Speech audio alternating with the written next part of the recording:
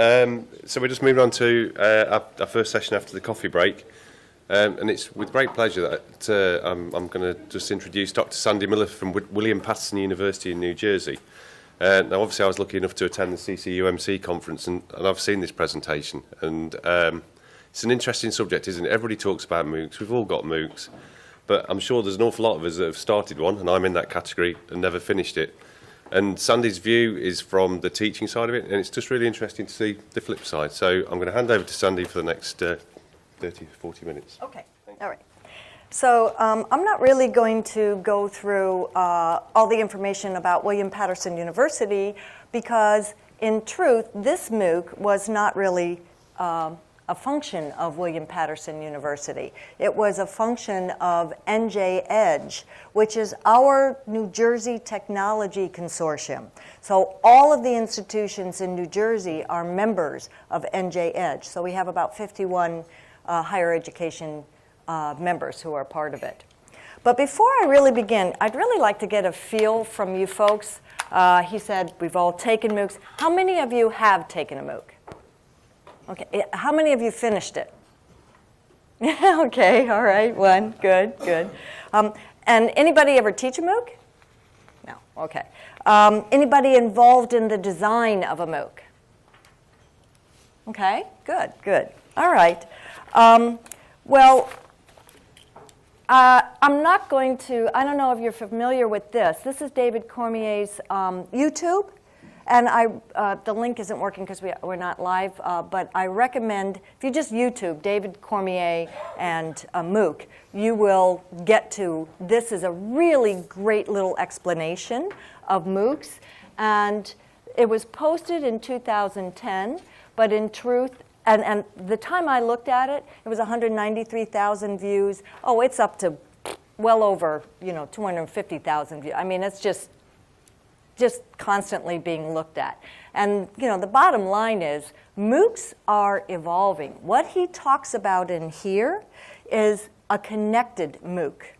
And the whole idea of connectivism and how you're connected in a MOOC, which I'm going to talk about in a little bit. But the real thing that has drawn attention to MOOCs are the X-MOOCs, right? Those are the huge MOOCs, the ones that have 165,000 students in them and so forth. And 160 of them drop out, 1,000 of them drop out.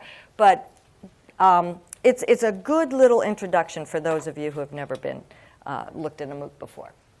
So when I was asked to design the MOOC, first of all, as I said, NJ EdgeNet is a technology consortium.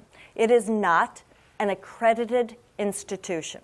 So all we were really looking to do was create a 3-week workshop on teaching online. There are a lot of instructors who have taught traditionally who would like to learn how to teach online. That's a different paradigm. You can't do online what you do with your face-to-face students. You certainly can't take those traditional lectures that you lecture for an hour and a half or 2 hours and just record them and put them online, because you will lose your students. So there are many things that we need to teach our faculty about how to make that transition. I work with faculty all the time, and I help them teach using technology in the classroom, and I help them teach using technology online. So here I have, in 2006, I had actually created an online pedagogy institute at William Paterson University for our faculty. It's a 3-week, and I thought, this is going to be baby stuff. It's easy for me. I'm just going to take everything that I created already in my online pedagogy Online Pedagogy Institute and move it into this MOOC. Wrong. Okay. First thing, I had to learn a new LMS because I went from Blackboard to Canvas. Second thing, to use the materials that I had in Blackboard, that was a migration. And guess what? It didn't work. Even though they tell you it works, it didn't work. So I can see that I don't easily want to move my entire faculty from Blackboard to Canvas on a whim, because I have 85% of my faculty and adjuncts using Blackboard, and that'd be a lot of material to convert. So I had to redo everything. I had to rewrite the syllabus to align with Canvas's feature. features, and I had to think about copyrighted content. All of a sudden, when you move to a MOOC and you have way more eyes on your content than you would in your regular class, you stop and think. And Kevin Smith, who is a librarian at Duke University, and Duke University has put out several big MOOCs, you know, with maybe 45,000, 50,000 people in them. And he had a professor who wanted to use a textbook that they use in the professor uses in their regular class. But when you start using that copyrighted content, you know, they said, okay, we're going to ask the publisher. And the publisher immediately said, no, of course not. And then Kevin Smith said, you know, you might want to think about this because 50,000 people are going to be viewing your textbook as a recommended source for information on this subject. And you might want to rethink, you know, it's not, and actually they've traced it and sales really grow from advertising them, so to speak, using them in MOOCs. So publishers might be coming around, but I didn't really, this is a much smaller MOOC. Canvas, you can only go up to 2,000 people in the course. So, you know, we were already limited. The platform is not as big as Coursera or edX or the others. So I used a lot of links. Links are always okay. And I created my own videos. They have a nice little tool in Canvas to do that with. And when it came to offering credentials, because the one person who finished, did you get a credential for finishing your MOOC? Yeah. Yes. Yes. So we said, well, do we want to offer credentials to these budding online instructors? And there was a resounding no from the presidents of who sit on the board of NJ Edge. Why?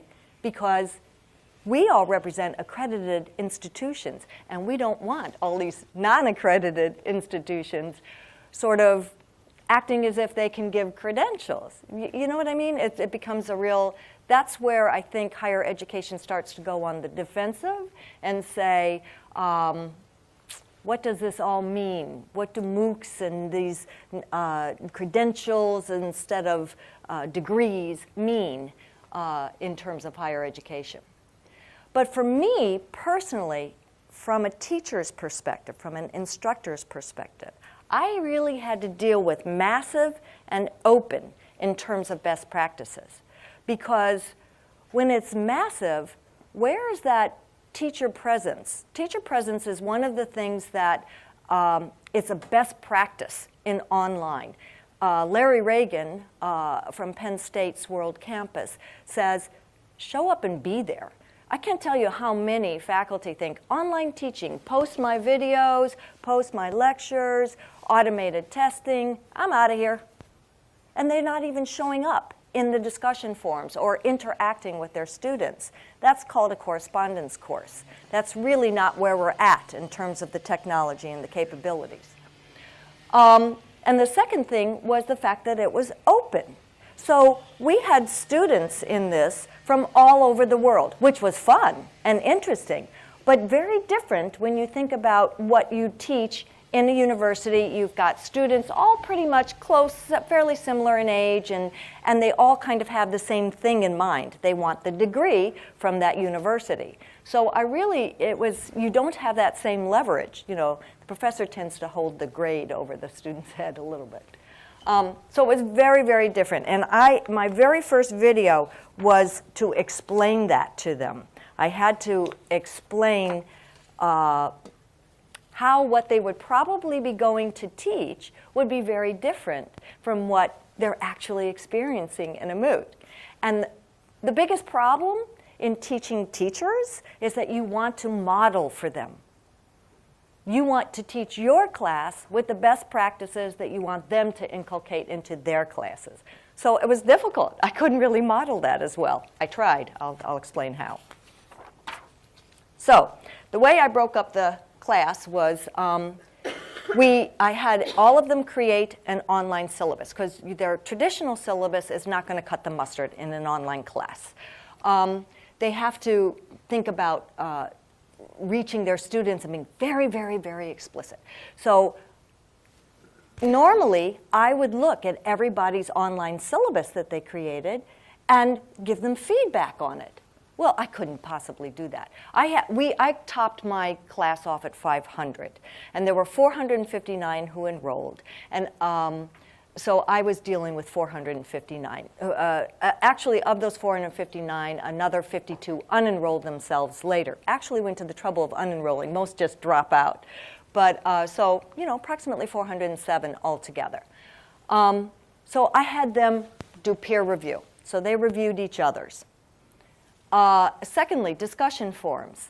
Again, I had 10 discussion forums, and that's a lot of reading and writing within 3 weeks, even for the students. But to tell you the truth, there's really, discussion forums is one of the major ways for a faculty member to know whether the student is getting it or not. Are they participating or not? It's in the discussion forums.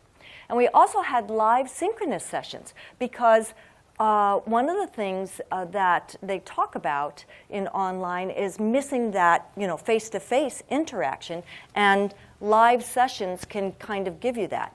So I offered 6 different sessions because I had people from around the world and different time zones, and I was doing this at 10 o'clock at night and 8 a.m. in the morning, 6 a.m. in the morning, and over the weekend and during the week. And surprisingly enough, I didn't have as much participation in the synchronous sessions. Actually, it's probably not surprising because people enroll in online courses with the expectation that it's going to be asynchronous, and they're just going to do it whenever they can or want to. But the synchronous sessions are really, everyone who was in the synchronous session finished the course. So it helps to pull them in. And then I had collaborations, and the collaborations are,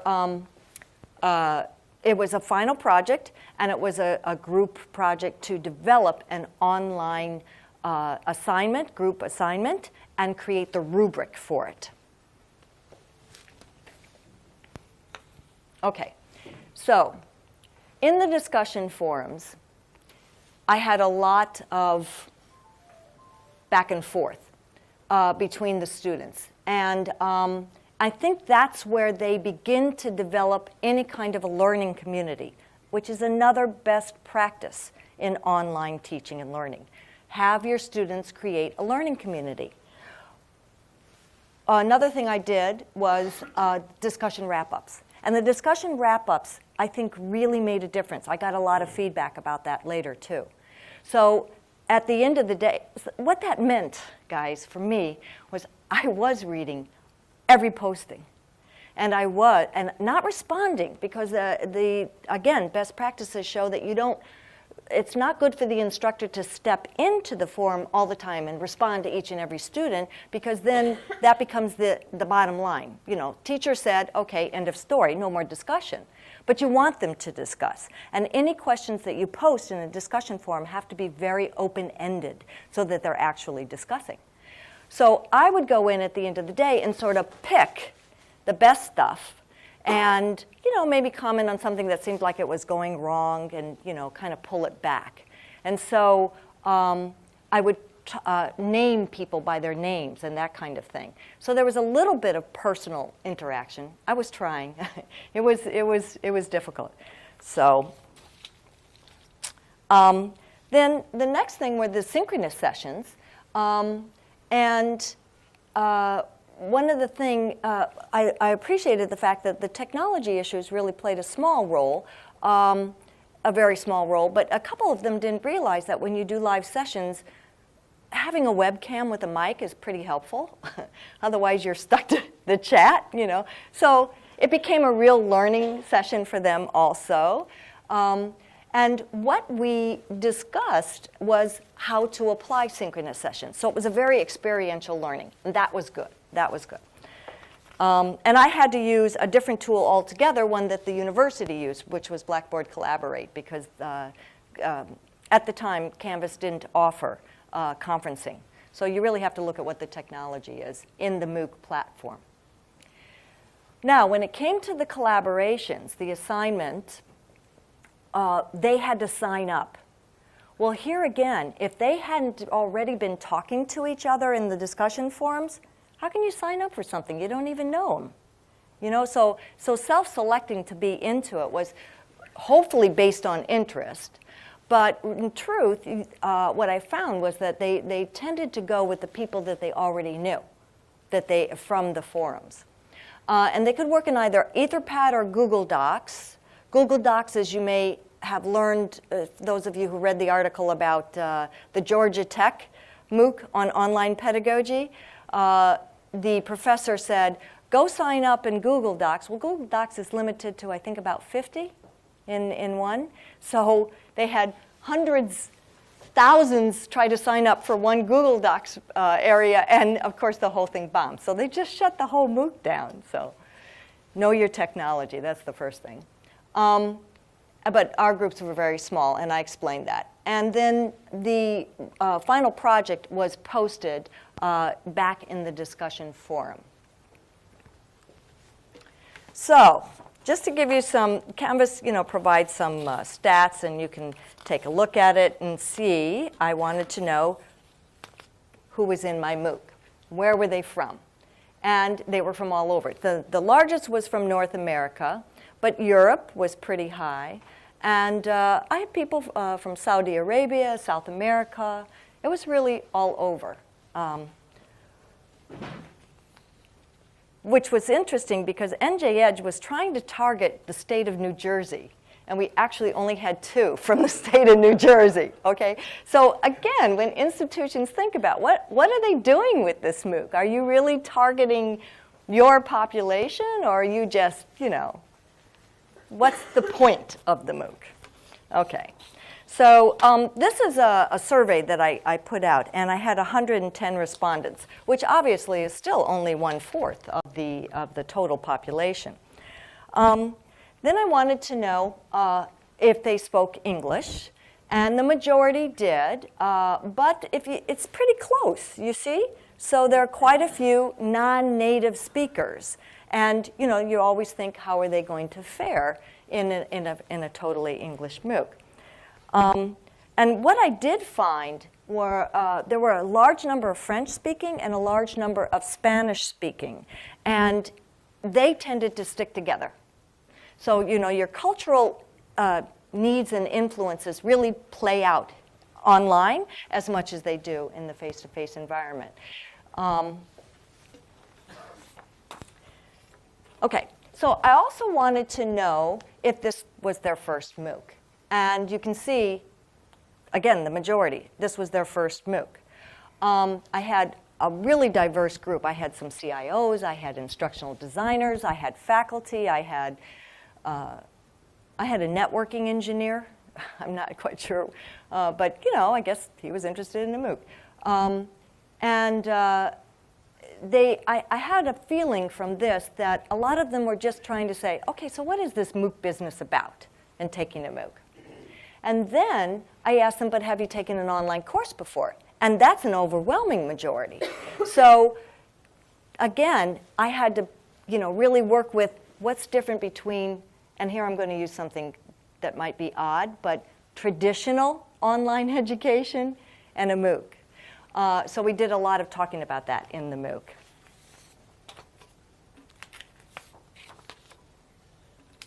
And I also wanted to know their level of education. And this is pretty much in line with what the people who take MOOCs, they have very high levels of education. They're already college educated, most of them.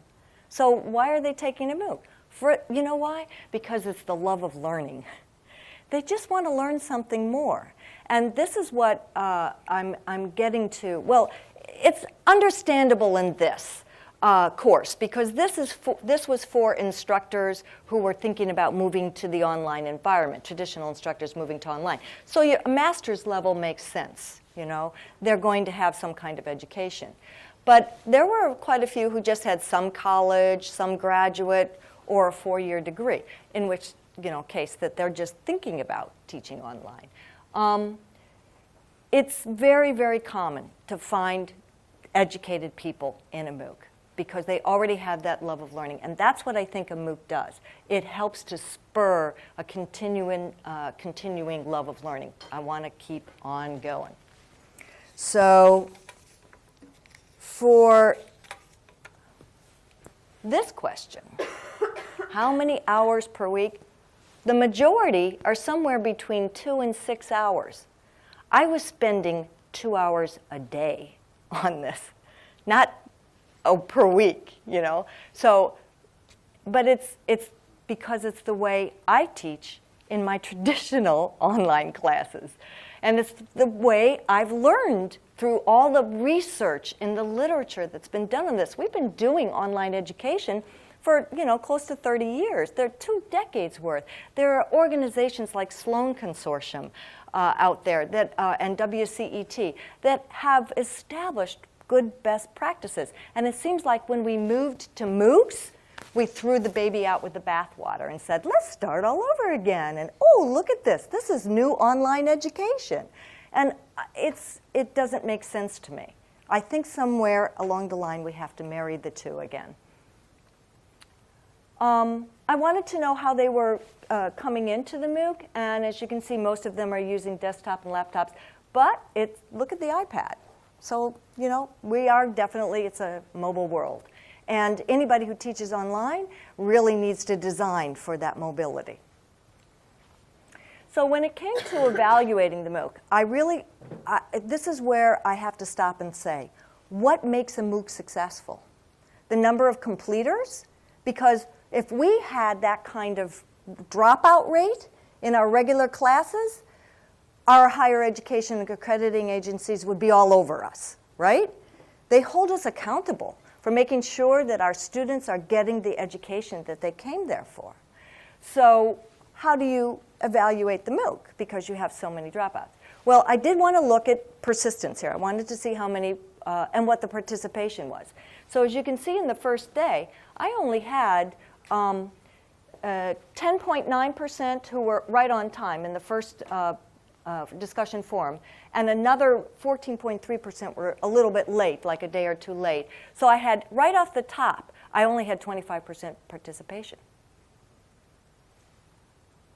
You have 100% participation in a traditional class, meaning they're face-to-face. They might not really be participating. They might be asleep with their eyes open, but you know, they're there. They're heinies in the seat. So that was the first day. Now, at the end, I was down to about, what was that percentage? 93.8% is missing, so that was about 6% or 8%. It was just phenomenal. But again, we have to talk about what makes a MOOC successful. So I looked at these stats, and as you can see, these are daily participation by week, the first 3 weeks, right? And at the very end, they came back again, a little bit, not a lot. These were the ones who actually completed the course. They came back to finish the project, the collaboration project. So in the end, I had about 40 people who actually finished. Who did everything that they were supposed to do and seemed to do it well. The thing was that's about 10%. That's about what the rate is for MOOCs in the literature today. It's about 10%. I was really surprised to hear Exeter VC say that they had 7,000 out of the 16,000 finish the MOOC. I'd like to find out a little bit more about that, what that meant, finish the MOOC. Okay. So just in terms of some MOOC discussions to wrap this up, persistence is one of the key things that's probably needs to be worked on the most in MOOCs as MOOCs evolve.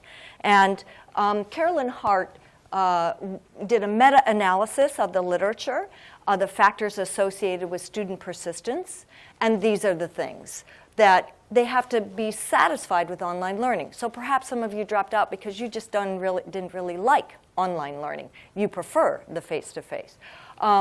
But there has to be, and this is really critical, a sense of belonging to the learning community.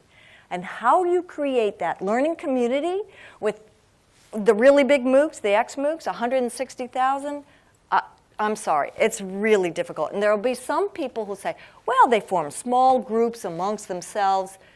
They do, but they don't. Again, you either need to have a whole bunch of help in the MOOC, guiding them, or it's not going to happen. And then these other things, the time management skills. And the last one, increased communication with the instructor. The best communication I had with my students was during the synchronous sessions, the daily wrap-ups, and every once in a while I'd post, kind of thing. But I really didn't have time to grade or look at any of their work. All I could do was, what I did do. So when it comes to assessment of learning outcomes, there's a lot to be discussed, how we're really going to get at the evidence in a MOOC. And I think that's part of the evolution. So one of the big things about MOOCs that's making everybody sit up and take notice is that they are starting to get accredited. In the United States, the American Council of Education reviewed 5 MOOCs and said, these are good to go. If the students complete this, they should get college-level credit. Now, all of a sudden, colleges are going to start and universities are going to start sitting up and taking notice, because do we now have to create translations for these credits? And what courses do they become equivalent to in ours so that the students can now get a degree?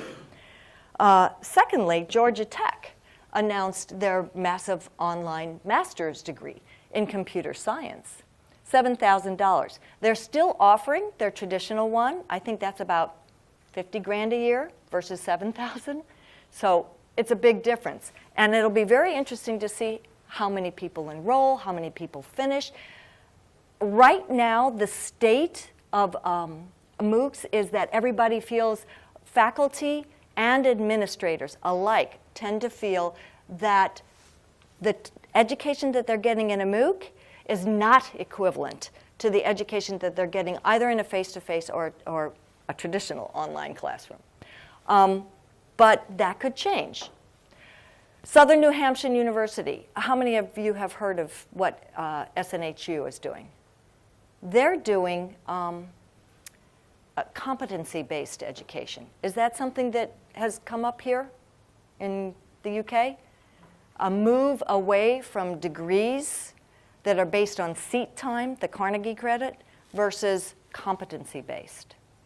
And so they have 120 different competencies that their students have to go through. And this competency, they go through these courses. They go through courses with peer coaches and mentors. There's no faculty. There's no faculty. And they only pay $2,500 per year. So, that's a lot less than any university in the United States. Maybe it's because they did away with their faculty. I don't know.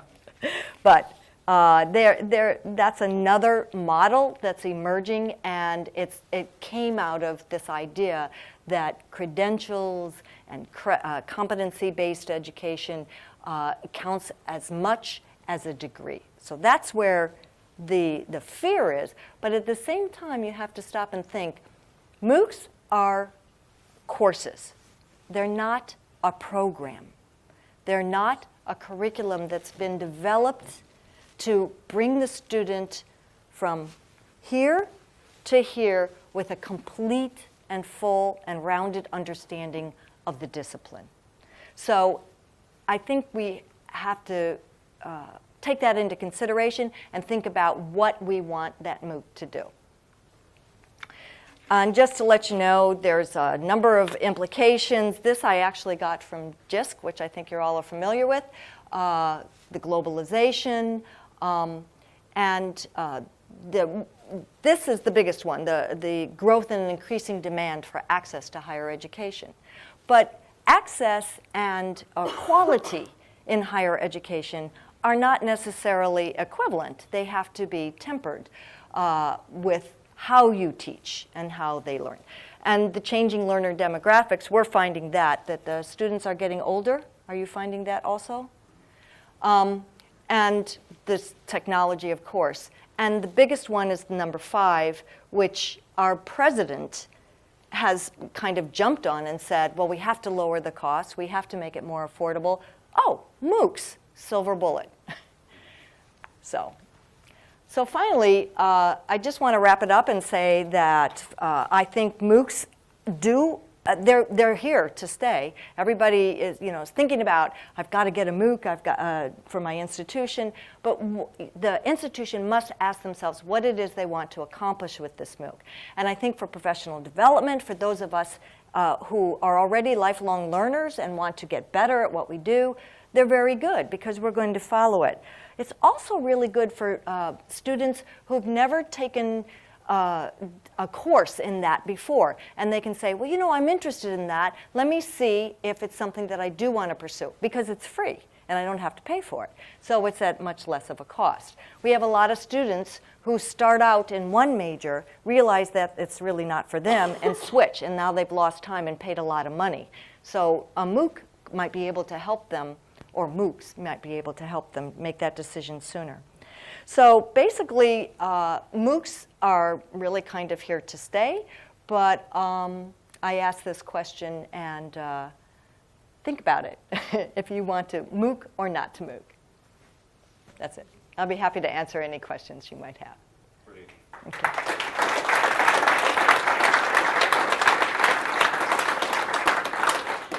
Okay, if you don't mind, Sandy, given the fact that we're on sort of the final rundown, Oh, will you sure. take questions over lunch? Sure, Is that sure, okay? no problem. Before you go, you get a bit of Oh, takeaway with all you right. to Great. take you over your excess baggage. Oh, yeah, right. Thank you.